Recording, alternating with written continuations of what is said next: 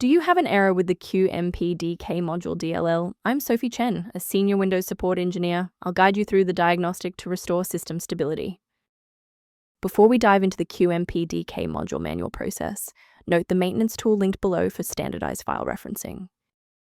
This DLL file is a specialized development kit library associated with legacy multimedia or communication software. It provides the internal logic for managing media streams and device synchronization on PC. Now let's apply the fix by reinstalling the shared system library. The Qmpdk module DLL is distributed with hardware utility and should not be downloaded separately. Reinstall the official hardware utility package to restore this dependency correctly. When a standard reinstall doesn't cut it, we move to advanced diagnostic steps to ensure the system is properly configured. A system reboot is a reliable way to clear away zombie processes that might be interfering with the Qmpdk module. It's a low-impact step that ensures your operating system is starting with a synchronized environment. Before you restart, please bookmark this video or click the like button so that it's waiting for you in your library for the next step.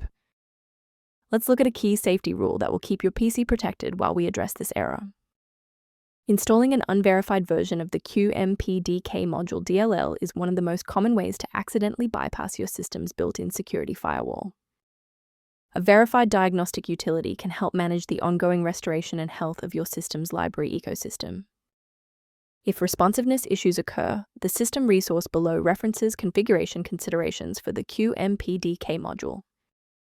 To keep your workstation running with a reliable configuration and ensure the Qmpdk module remains stable, subscribe to our channel and like this video.